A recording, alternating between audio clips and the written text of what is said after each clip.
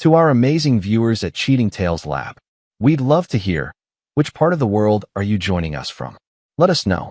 Now, let's dive into today's story. Chapter 1. The Perfect Life.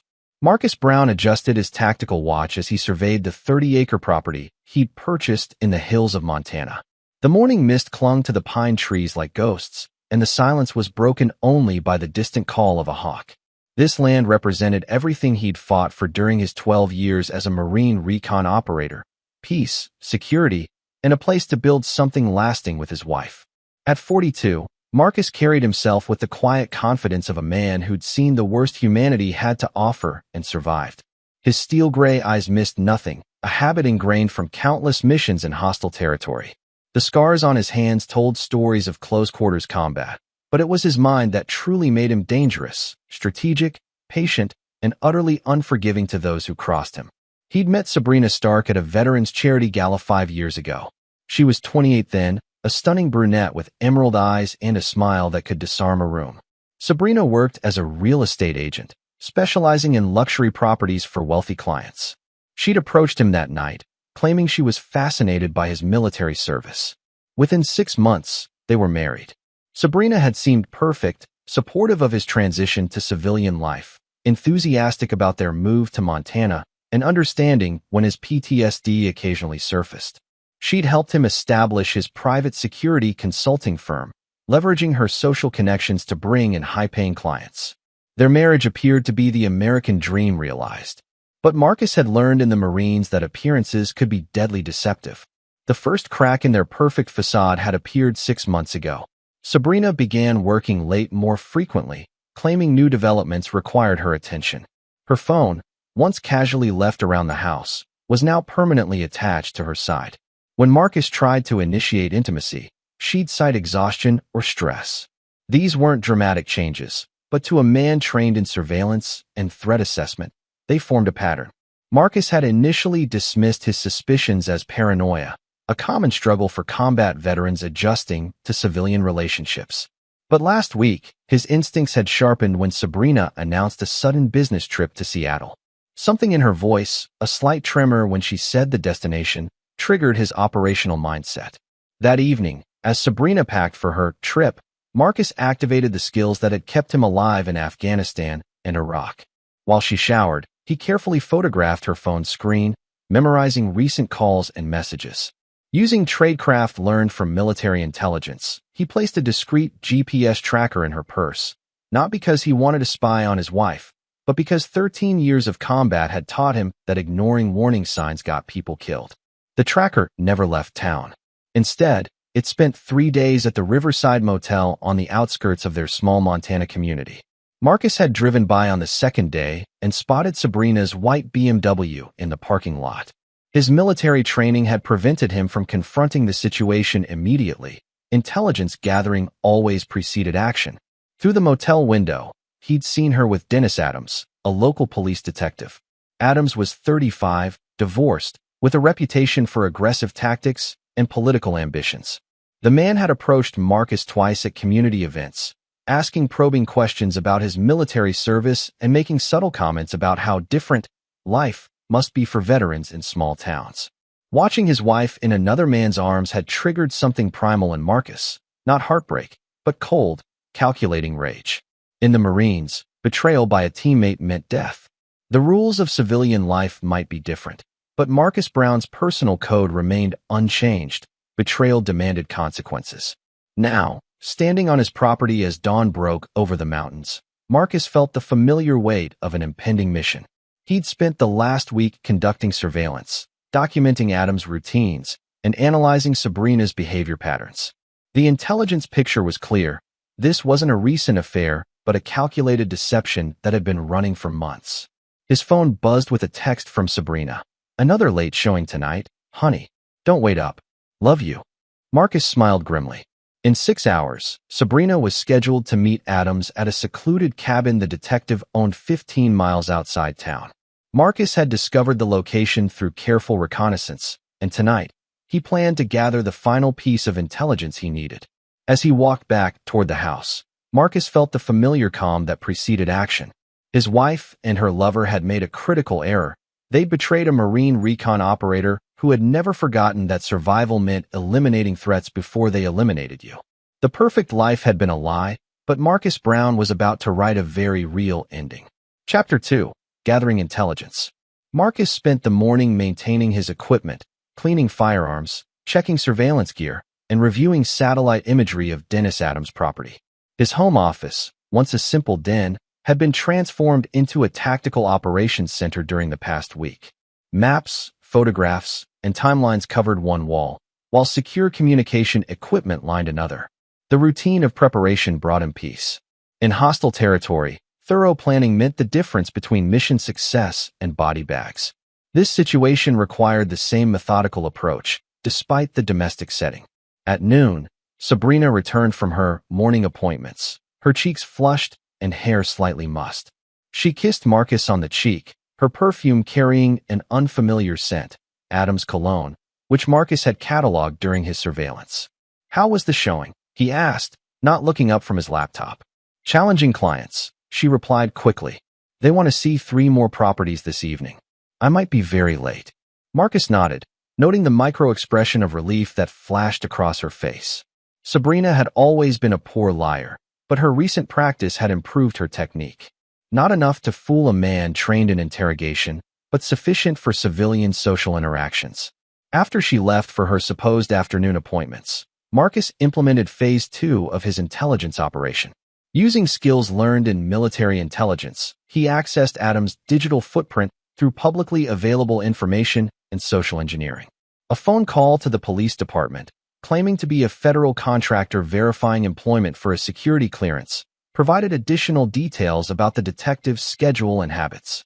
Adams was ambitious, corrupt, and careless, a dangerous combination in law enforcement.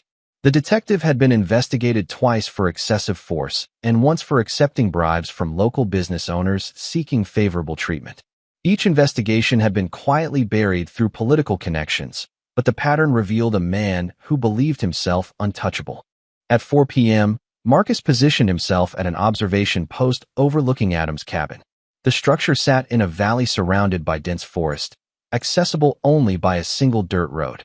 It was an ideal location for clandestine meetings, isolated, defensible, and far from prying eyes. Adams had chosen well, but he'd also created a perfect kill zone. Through high-powered optics, Marcus watched Adams arrive at 5:30, followed 20 minutes later by Sabrina. Their embrace in the doorway confirmed what Marcus already knew, but seeing it triggered a cold fury that reminded him of combat situations where enemies had targeted his unit. For 2 hours, Marcus documented their activities through the cabin's windows.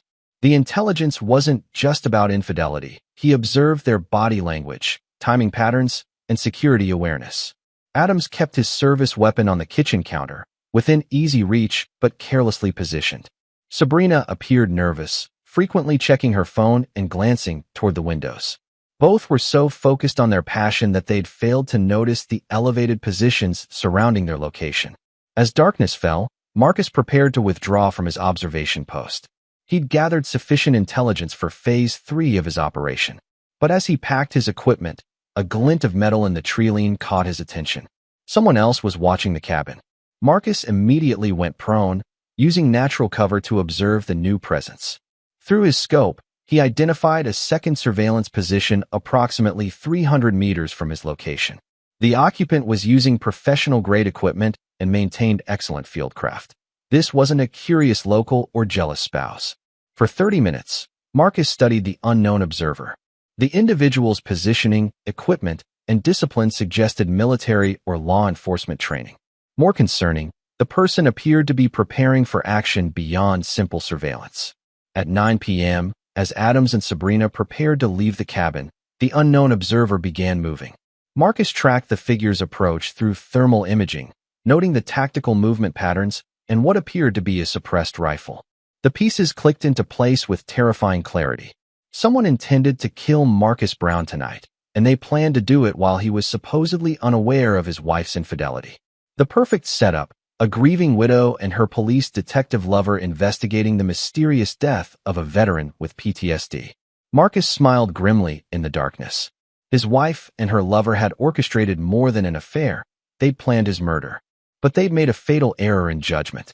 Marcus Brown wasn't a victim waiting to be eliminated. He was a predator who'd just identified his prey.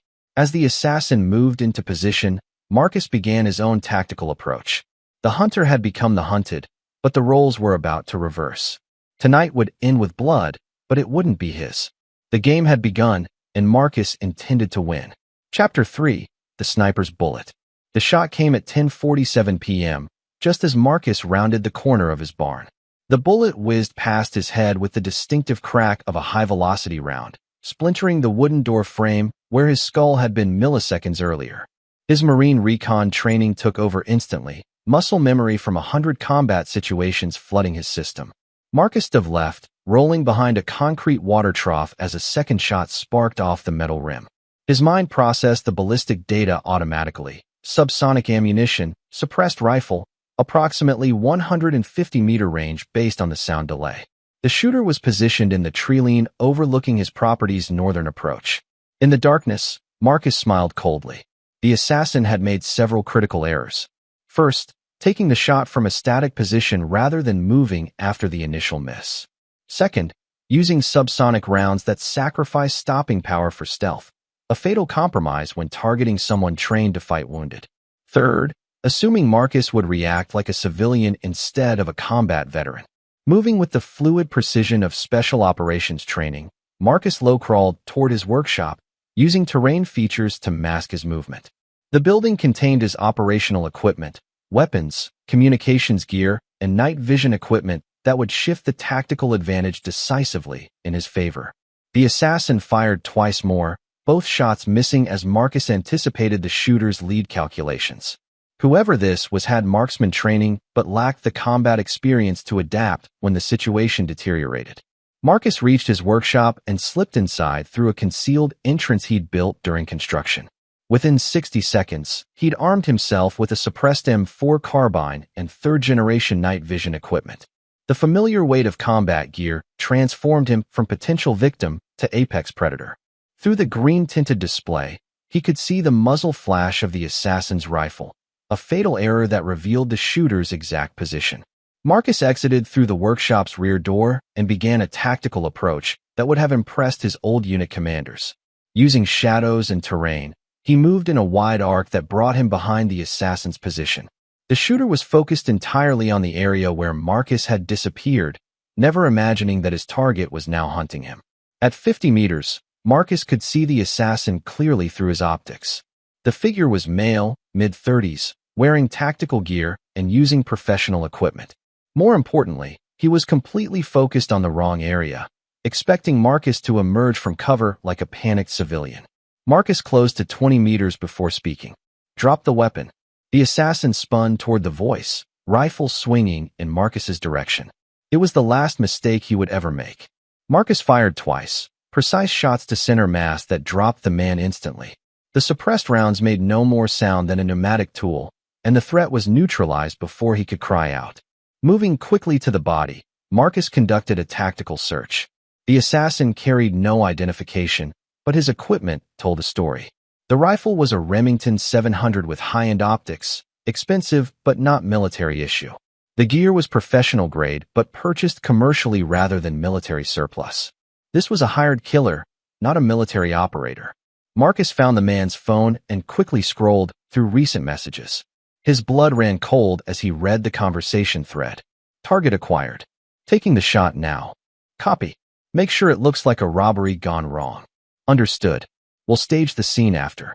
The final message, sent just minutes before the attack, made Marcus's jaw clench. Package delivered. Moving to extraction point. But there was one more message, sent after the shooting began. Plan compromised. Target is armed and dangerous. Requesting immediate backup. And the response that confirmed Marcus's darkest suspicions. Negative. Abort mission and eliminate all traces. The arrangement is void. The phone's contact list contained only two numbers, one labeled Control and another simply marked S. Marcus didn't need intelligence training to decode that second entry. He quickly photographed the messages before checking the assassin's body for additional intelligence. Hidden in a concealed pocket, he found a thick envelope containing $20,000 in cash and a brief note. Half now. half when confirmed. Make it clean. The handwriting was unmistakably feminine and familiar. Marcus felt the cold rage that had sustained him through the worst combat missions. His wife hadn't just been cheating, she'd been planning his murder. The affair with Adams was likely part of the setup, establishing the detective as the grieving boyfriend who would investigate Marcus's tragic death and ensure the case remained unsolved. He moved quickly to stage the scene. Using the assassin's own weapon, he put a single round through the man's head to match the story he was about to tell. Then he dragged the body to a position that supported his narrative. Marcus pulled out his phone and composed a text message to his wife. Target down. Meet at the house to pay. The response came within minutes. On my way. Is it done? Marcus smiled grimly as he typed back. Come see for yourself. 30 minutes later, headlights approached his property. Through his night vision equipment, Marcus watched Sabrina's BMW pull into the driveway, followed closely by Dennis Adams' unmarked police cruiser. His wife and her lover were coming to confirm his death and probably plant evidence to support their cover story. Instead, they were walking into a trap set by a man who'd spent 13 years learning how to kill people who threatened American interests. Tonight, they would discover that Marcus Brown considered them enemy combatants operating on his sovereign territory. As he watched them approach his front door, Marcus felt the familiar calm that preceded close-quarters combat. The mission parameters were clear: eliminate the threats that had betrayed his trust and tried to end his life. Their night was about to end in body bags, just as he'd promised. But first, he wanted them to understand exactly how completely they'd underestimated their target. The hunt was about to become an execution. Chapter 4. The Investigation. Marcus watched from his concealed position as Sabrina and Adams approached the house with obvious anxiety. Through thermal imaging, he could see their elevated heart rates and nervous movements. They expected to find his corpse, not an empty house with all the lights off. Marcus, Sabrina called out, her voice carrying false concern. Honey, are you okay? I got your text about trouble. Adams had his hand on his service weapon, scanning the darkness with the inadequate flashlight attachment on his gun. The detective's tactical positioning revealed minimal combat training. He moved like someone who'd learned from police academy simulations rather than real-world experience. Marcus remained motionless in his hide site, gathering intelligence on their operation. Through sensitive audio equipment, he recorded their conversation as they approached the front door.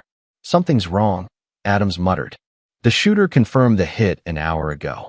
Maybe Marcus is inside, Sabrina replied, but her tone suggested she hoped otherwise.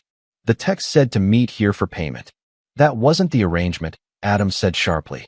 Payment was supposed to happen at the secondary location after confirmation. Why would he change the plan? Marcus smiled coldly. They were discussing his murder with the casual efficiency of ordering takeout food. Any lingering doubt about their intentions evaporated as he listened to them coordinate the logistics of collecting his life insurance policy. Let's check the barn, Sabrina suggested. Maybe something went wrong and Marcus fought back. As they moved toward the outbuilding where the supposed shooting had occurred, Marcus activated Phase 2 of his intelligence operation. Using equipment acquired during his government service, he penetrated Adams' personal communications and began downloading the detective's digital correspondence. The information was damning beyond Marcus's expectations. Adams had been planning this operation for 8 months, carefully researching Marcus's military background and identifying potential vulnerabilities. The detective had specifically recruited Sabrina through her real estate connections, targeting her because of her access to Marcus's financial information and daily routines. But the conspiracy went deeper than simple murder for money. Adams was being pressured by FBI investigators looking into his corruption activities. The detective needed a substantial sum to disappear before federal charges were filed, and Marcus's life insurance provided the perfect solution. Sabrina's inheritance would be shared equally, giving both conspirators enough money to start new lives in non-extradition countries.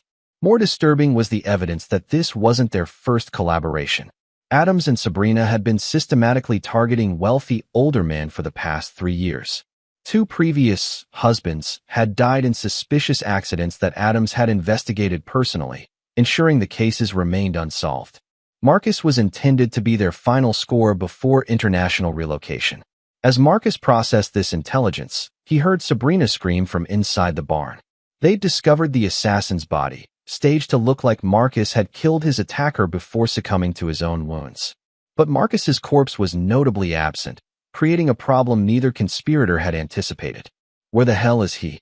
Adams snarled, his voice carrying clearly in the night air. The shooter confirmed the kill. Marcus should be right here. Maybe he crawled away wounded, Sabrina suggested, but her tone revealed growing panic. We need to find him before he bleeds out and calls for help. No, Adams said grimly. If Marcus survived the initial attack, he's not wounded. He's hunting us. We need to get out of here immediately. Marcus was impressed despite himself. The detective had finally displayed tactical intelligence, recognizing that a wounded Marine recon operator was infinitely more dangerous than a dead one. Unfortunately for Adams, this realization had come several hours too late to save either conspirator. As they hurried back toward their vehicles, Marcus implemented the next phase of his operation. Using commercial-grade jammers, he disabled their cell phone communications and activated GPS spoofing equipment that would confuse their navigation systems. The property was now electronically isolated, preventing outside communication while masking its exact location from any digital tracking. My phone's dead, Sabrina said, panic rising in her voice. No signal at all. Mine too, Adams confirmed. He's jamming us. Marcus knows we're here, and he's controlling the tactical environment. They reached their cars, but both vehicles failed to start. Marcus had disabled their engines during their investigation of the barn, using skills learned during vehicle interdiction training. The conspirators were now trapped on his property, isolated from help and facing an opponent who knew the terrain intimately. We're walking out, Adams declared, drawing his service weapon. Stay close and watch for movement. Marcus is trained, but he's outnumbered and we have the advantage of. His words were cut off by the distinctive sound of a rifle bolt cycling nearby. Marcus had positioned himself to create maximum psychological pressure, letting them hear him without revealing his location. The advantage of what, detective? Marcus's voice echoed from multiple directions, amplified by speakers he'd placed around the property during previous weeks. Superior numbers? Better training? Local knowledge. Adams spun in circles, trying to identify the source of the voice while Sabrina pressed herself against the BMW in terror. Marcus, please, she called out. I can explain everything. This isn't what it looks like. You're right, Sabrina, Marcus replied, his voice now coming from a different direction. It's much worse than it looks.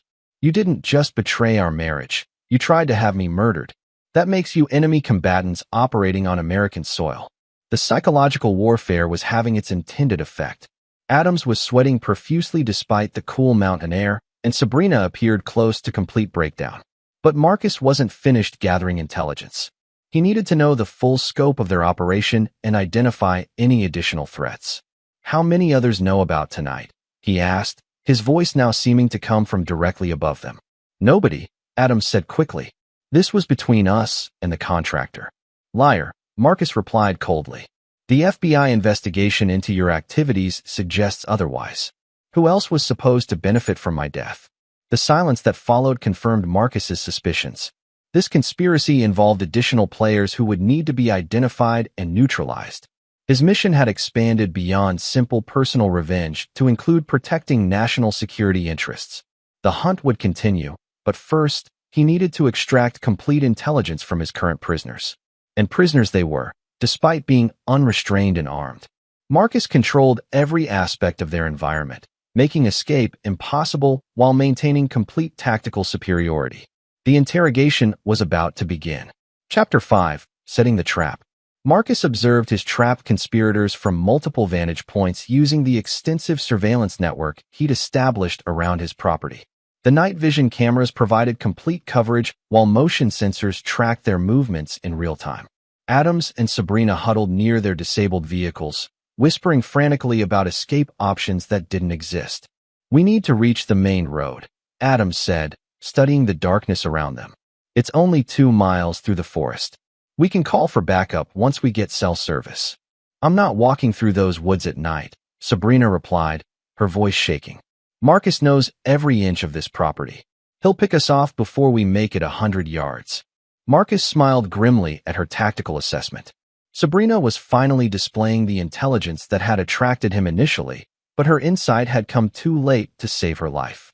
Still, he needed them to attempt escape. It would provide the perfect opportunity to demonstrate his complete control over their situation. Using his communications array, Marcus activated speakers positioned along the forest trail leading to the main road. The sound of approaching vehicles echoed through the trees, suggesting help was on the way. Both conspirators immediately began moving toward the noise, abandoning their defensive position near the cars. "That must be the backup team," Adams said with relief. "They must have gotten worried when we didn't report in." Marcus tracked their progress through thermal imaging as they stumbled through the forest, following the false audio signals he was broadcasting. Every few minutes, he adjusted the sound's location, drawing them deeper into the woods and further from any genuine escape route.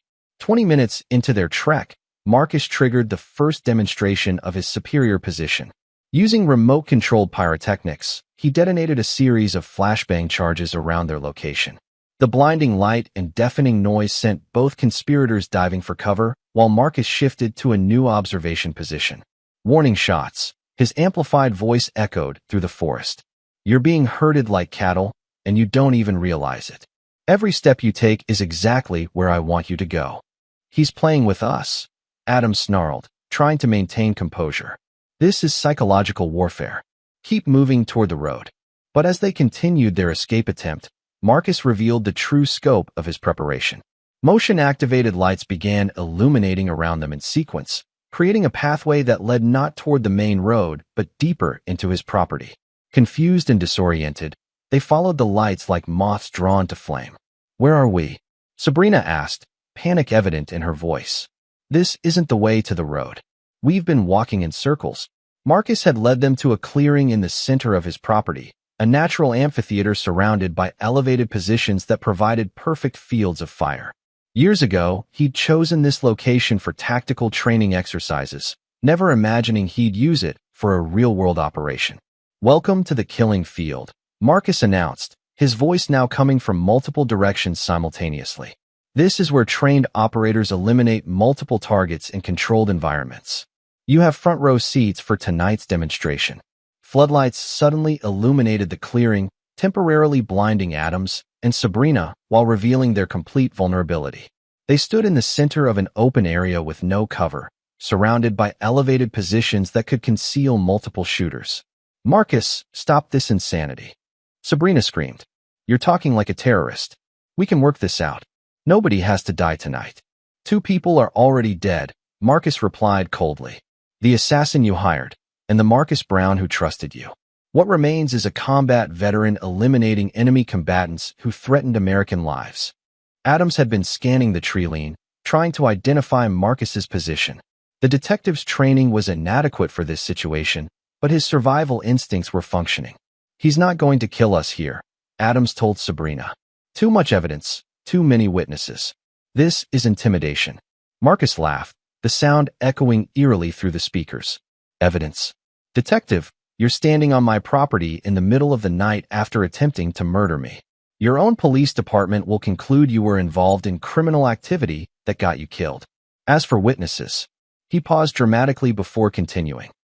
"Who exactly do you think will witness anything? Your FBI contacts who are investigating your corruption? The hired killer lying dead in my barn? Or perhaps the other victims you've murdered over the past 3 years?" The silence that followed was deafening. Marcus had revealed his knowledge of their previous crimes, making it clear that simple explanations wouldn't resolve their situation. "How much do you know?" Adams asked quietly. "Everything," Marcus replied. "Bank records showing unusual deposits after your previous husband's deaths. Communication logs between you and Sabrina dating back 3 years. Evidence of your FBI investigation and the pressure that drove you to target me specifically." Sabrina collapsed to her knees, finally understanding the hopelessness of their situation. "Marcus, please. I made a mistake. I got involved with something I couldn't control. You know me, I'm not a killer." "You're right," Marcus agreed. "You're not a killer.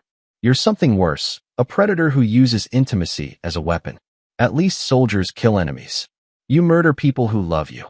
The psychological pressure was having its intended effect, but Marcus wasn't finished. He needed complete confessions documenting their crimes, recorded evidence that would justify what happened tonight and protect him from future legal consequences. Here's how this works, he announced. You're going to tell me everything about your operation. Names, dates, methods, and financial arrangements.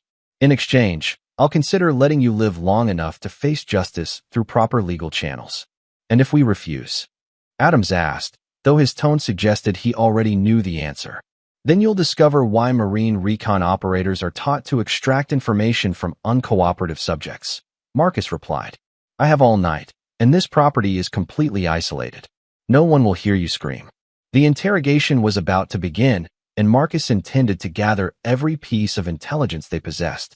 By dawn, he would know the full scope of their criminal enterprise and be able to identify any remaining threats.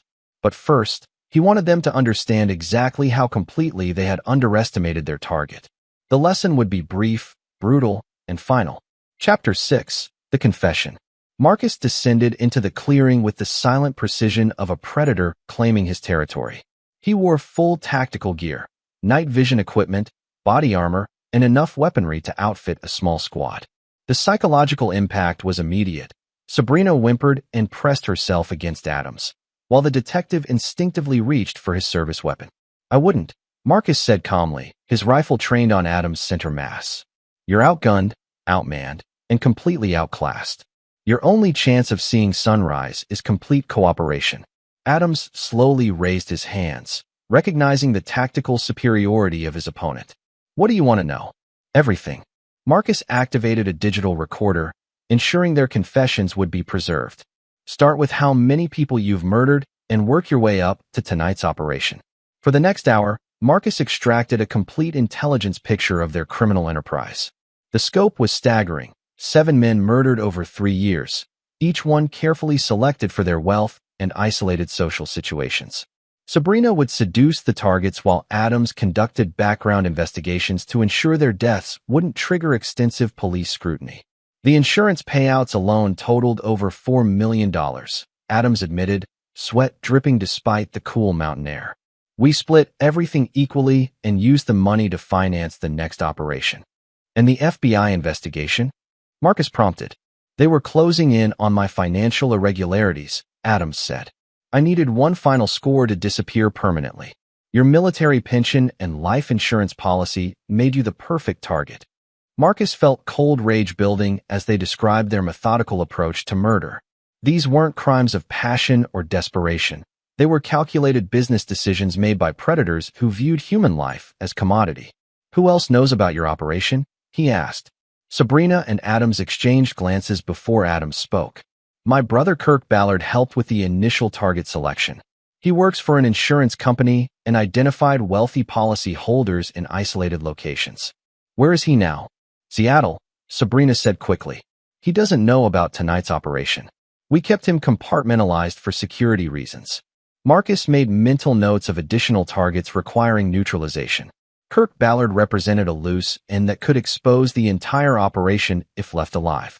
The mission was expanding, but Marcus had resources and skills sufficient for multiple eliminations. Tell me about the assassin, he continued. Professional contractor from Portland, Adams replied. We hired him through encrypted communications and paid in untraceable cryptocurrency. He was supposed to make it look like a robbery gone wrong. His name? Johnny Petty. Ex-military like you. But he got dishonorably discharged for war crimes in Iraq. He's been working as a hired killer for the past 5 years.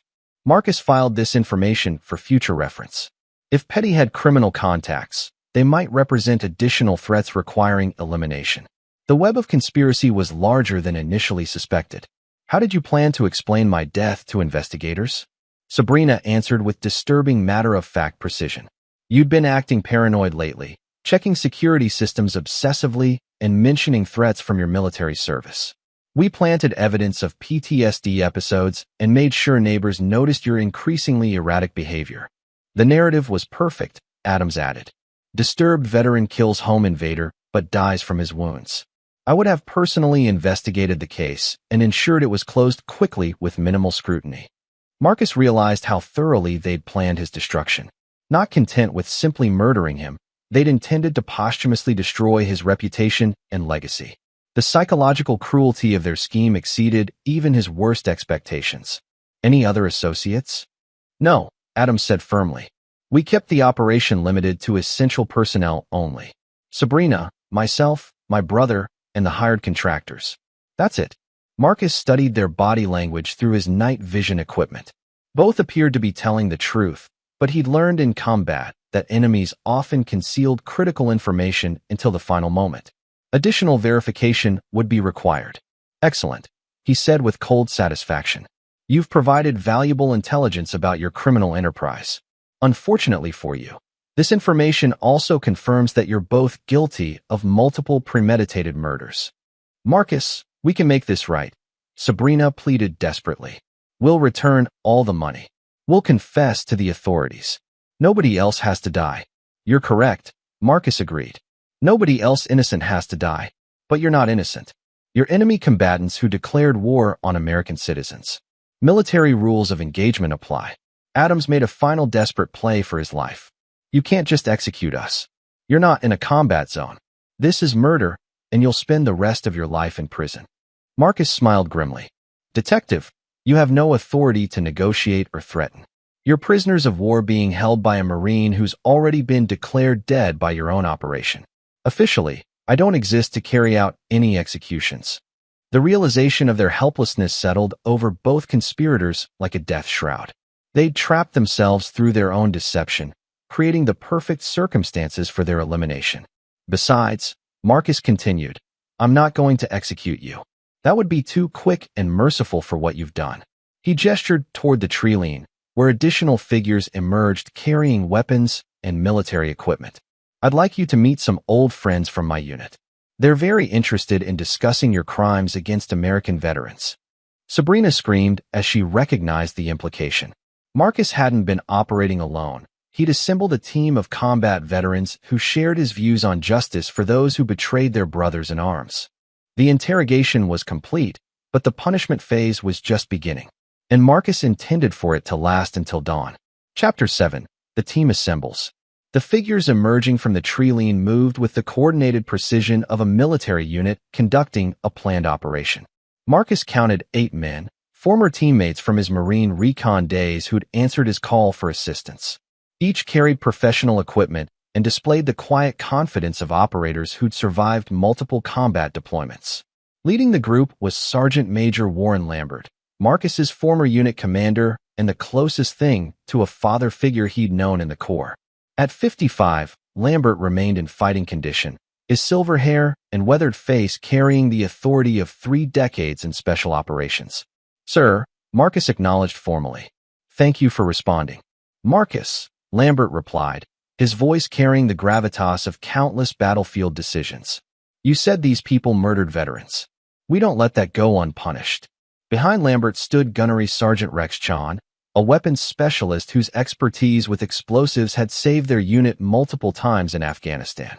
Beside him, Corporal Isaac Adams, no relation to the detective, served as their communications expert and electronic warfare specialist.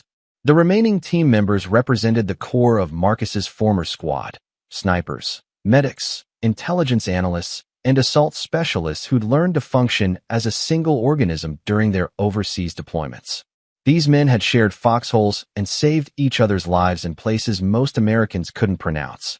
Jesus Christ, Dennis Adams whispered, recognizing the tactical situation had shifted dramatically. You've got a whole goddamn platoon out here. Not a platoon, Lambert corrected coldly. A tribunal. We're here to render judgment on enemies who've attacked our brothers.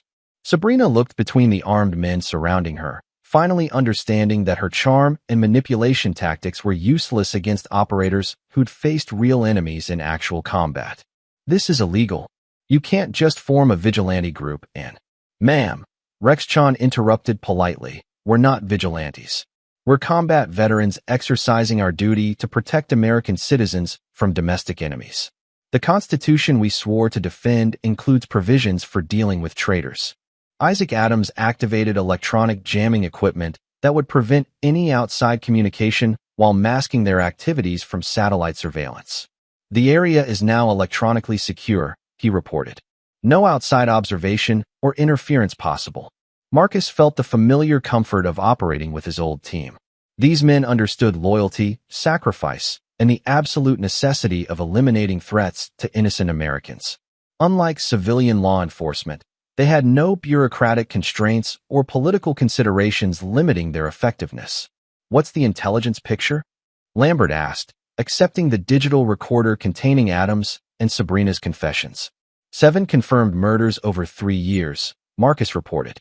Multiple conspiracy charges, federal law enforcement corruption, and attempted murder of a United States Marine. Additional suspects include Detective Adams' brother in Seattle and potentially other associates. Lambert nodded grimly. Rules of engagement? Full spectrum response authorized, Marcus replied, using military terminology that carried specific meaning among special operations personnel. Enemy combatants have forfeited legal protections through their actions against American citizens. The formal exchange established clear command authority and operational parameters.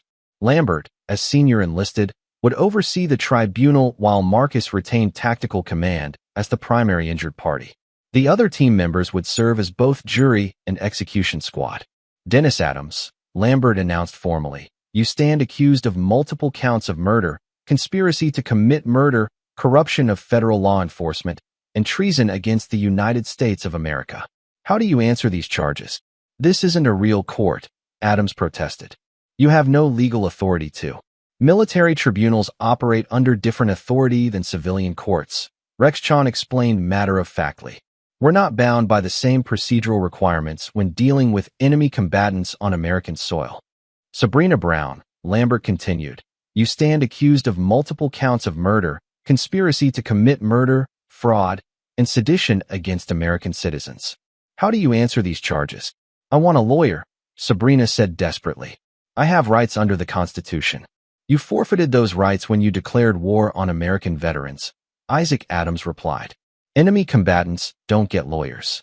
Marcus observed the proceedings with satisfaction. His former teammates were following established protocols for dealing with high-value targets who posed ongoing threats to national security. The formal structure provided legitimacy to what might otherwise appear as vigilante justice. The accused have refused to enter pleas, Lambert announced. Based on recorded confessions and physical evidence, this tribunal finds both defendants guilty of all charges. Sentencing will commence immediately. Wait, Dennis Adams said quickly, panic finally overcoming his detective's training. I can provide additional intelligence. Names, locations, financial accounts. There's more to this operation than what we told you. Lambert paused, considering the offer. Intelligence value often outweighed immediate justice in military operations. What additional information? There's a network, Adams said rapidly. Other law enforcement officers in different states. We're not the only team doing this. There's coordination at the federal level. Marcus felt cold satisfaction as the scope of their discovery expanded. What they'd uncovered wasn't just a local criminal enterprise, but a broader conspiracy against American veterans. The mission parameters were expanding, but so were the resources available to address the threat. How many others? Lambert demanded. At least 6 teams that I know about, Adams replied. Portland, Denver, Atlanta, Dallas, Phoenix, and Buffalo, all targeting veterans with substantial insurance policies or pension benefits. The revelation changed everything. This wasn't an isolated incident, but a systematic campaign against the American military community. Lambert's expression shifted from judicial proceedings to combat planning as he processed the intelligence. We're going to need more resources, he told Marcus quietly. This is bigger than a local operation. Marcus nodded agreement. I'll contact our network. We have people in all those cities who can handle simultaneous operations. The tribunal had discovered a target-rich environment that required immediate action. But first, they needed to complete the local operation and extract every piece of intelligence their prisoners possessed. The interrogation was about to become much more intensive. Chapter 8. Network Exposed. The revelation of a nationwide conspiracy transformed the operation from personal revenge to national security mission. Lambert immediately activated his communications equipment, establishing encrypted contact with veteran networks across the country. Within 30 minutes, he'd confirmed suspicious deaths matching Adams' description in all 6 cities mentioned. It's worse than we thought, Lambert reported grimly. Portland shows 11 veteran deaths in the past 2 years, all investigated by the same detective. Denver has 15, all with similar patterns. We're looking at potentially hundreds of murders. Marcus felt the cold rage that had sustained him through the worst combat missions. This wasn't just about his personal betrayal. These predators had been systematically exterminating American heroes for profit. The scope demanded a proportional response. "Sir," Isaac Adams announced from his monitoring station, "I'm intercepting encrypted communications from the Seattle area. Someone's trying to contact Detective Adams about tonight's operation." Lambert gestured for the communications to be routed through speakers so everyone could hear. A voice with a slight accent, presumably Kirk Ballard, was leaving increasingly frantic voicemails. "Dennis, where the hell are you? The Portland contact says their operation was compromised tonight. FBI is asking questions about veteran death patterns. We need to activate extraction protocols immediately." The messages confirmed that the conspiracy extended beyond murder for profit. These people had established operational security procedures and contingency plans suggesting significant organization and funding. "There's more," Isaac continued, monitoring additional frequencies. "I'm detecting similar communications in Atlanta and Phoenix. Someone's coordinating a nationwide response to tonight's events." Marcus realized they'd stumbled into a larger intelligence operation. The veteran murders were generating data being collected by unknown entities, possibly foreign intelligence services identifying and eliminating trained American military personnel. "This could be national security level," he told Lambert quietly. "We need to contact government sources." "Negative," Lambert replied firmly. "Adams proved that federal law enforcement is compromised. We handle this through military channels only." As if summoned by their conversation, Dennis Adams began speaking rapidly. "You don't understand the full picture. This isn't just about insurance money. We're collecting intelligence on veteran capabilities and eliminating high-value targets." "Explain," Lambert demanded. "The operation is funded by overseas sources," Adams continued desperately. "Chinese intelligence, specifically. They're paying premium rates for detailed information about special operations veterans living in isolated areas." The revelation sent shock waves through the assembled team. Foreign enemies were systematically identifying and eliminating American special operations personnel on domestic soil.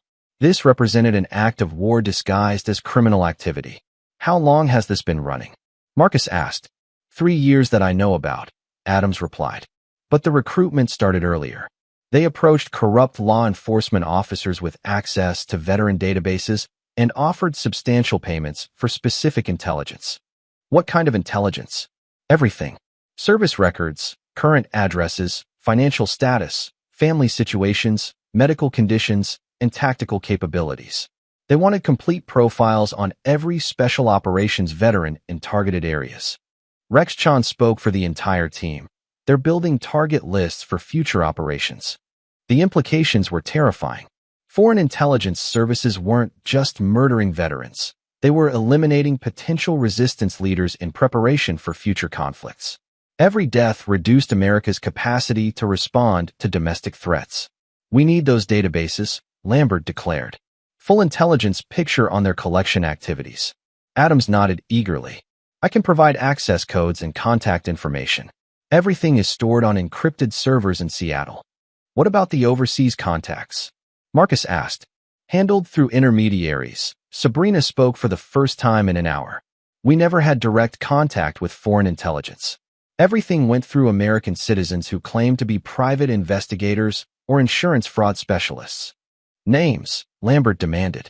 For the next 2 hours, Adams and Sabrina provided detailed intelligence about their handlers, communication protocols, and operational procedures.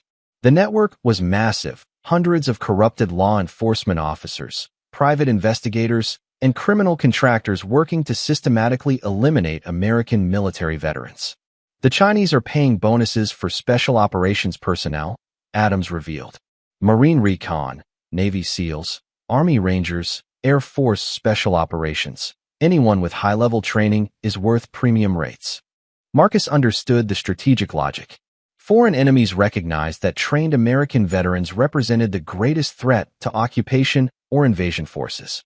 Eliminating them preemptively would significantly reduce resistance capabilities. "How many veterans have been killed nationwide?" Lambert asked. "I don't know the exact number," Adams admitted. "But our team alone eliminated over 40 people in 3 years." if all 6 teams maintained similar productivity. Rex Chan did the mathematics quickly. Over 200 confirmed kills, potentially many more if additional teams exist. The scope demanded immediate action. Every hour of delay meant more veterans would die while foreign enemies gathered intelligence on remaining targets. The mission had expanded beyond local justice to national defense. "We're activating the network," Lambert announced, referring to the informal organization of special operations veterans who maintained contact across the country. Full-spectrum operations in all target cities simultaneously. "What about these 2? Marcus asked, gesturing toward their prisoners.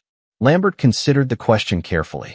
Adams and Sabrina possessed critical intelligence, but they also represented ongoing security risks. Their knowledge of the broader operation made them valuable assets, but their willingness to betray American interests made them unreliable. "They've provided useful intelligence," Lambert said finally, "but they're enemy combatants who've committed acts of war against American citizens. Military justice applies." The formal pronouncement carried the weight of battlefield decision-making. These people had forfeited their lives through their actions against American veterans. No further deliberation was required. But Marcus had one final phase of his personal revenge to complete before the larger operation commenced. Sabrina and Adams had tried to destroy him personally, and he intended to ensure they understood the consequences of their betrayal. The execution phase was about to begin, but first, he wanted them to experience the same fear their victims had felt in their final moments. Chapter 9, Justice Delivered. As dawn approached over the Montana mountains, Marcus stood before his assembled team and the 2 people who had tried to destroy his life. The night's revelations had transformed his personal revenge into a matter of national security, but he refused to let the larger mission overshadow the intimate betrayal he'd suffered. "Sabrina," he said quietly, his voice carrying the weight of 5 years of marriage and trust. "You shared my bed, ate at my table, and let me believe you loved me, all while planning my murder." She looked up at him with tears streaming down her face. The beautiful woman who'd once promised to honor and cherish him now revealed as a predator who'd targeted him for assassination.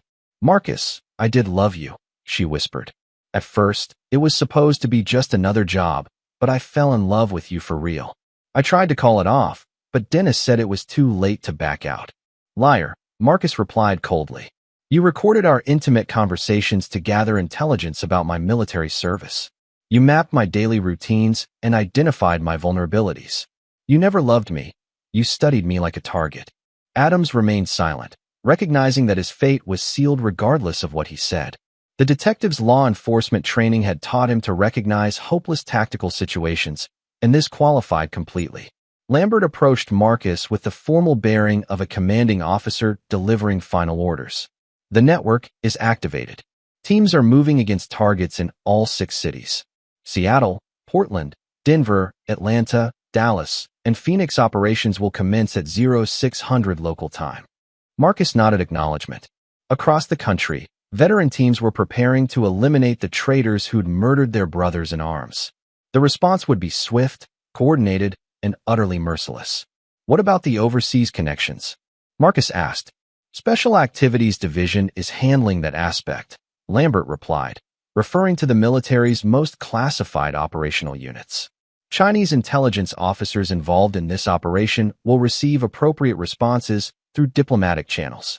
The bureaucratic language concealed the reality that foreign intelligence operatives on American soil would simply disappear, their deaths attributed to accidents or criminal activity.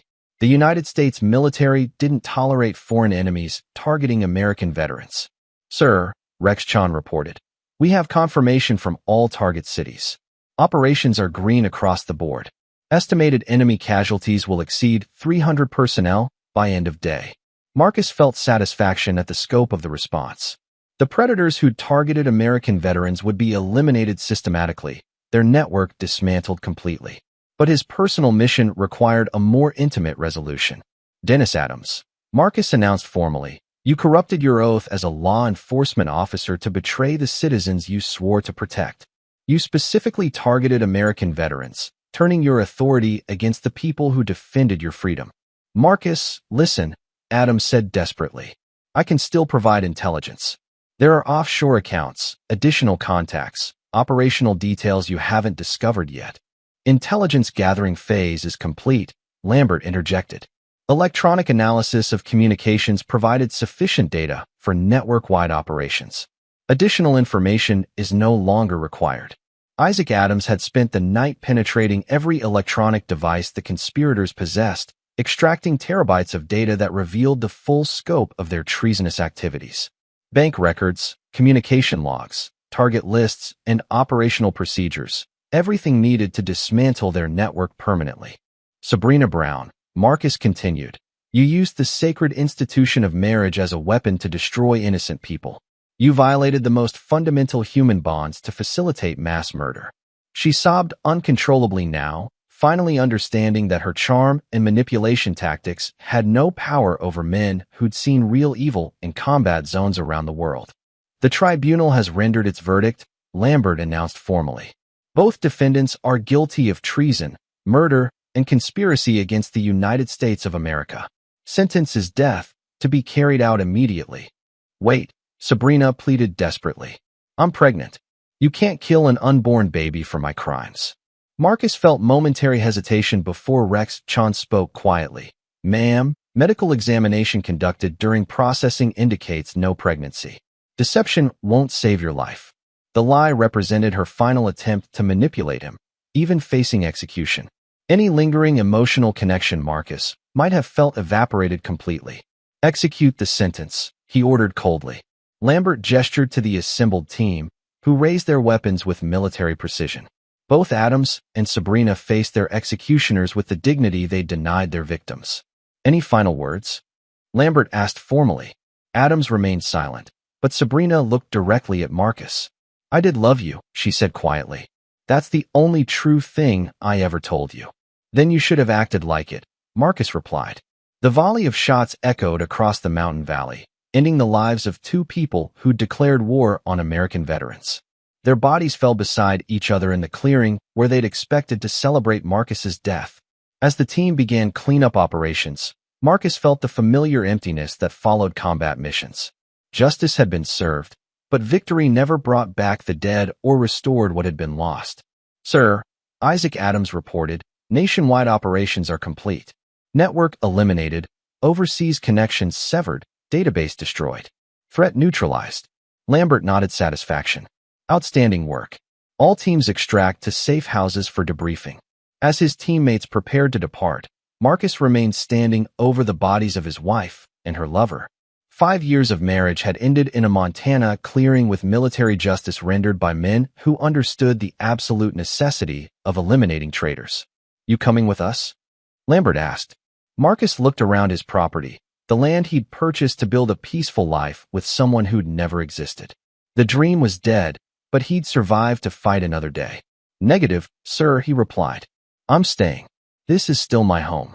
Lambert nodded understanding. If you need anything, you know how to reach us. As his team disappeared into the forest, Marcus stood alone with his thoughts and his dead enemies. The sun was rising over the mountains, illuminating a world where American veterans were safer because of the night's work. He'd lost everything he thought mattered, his wife, his marriage, his peaceful retirement.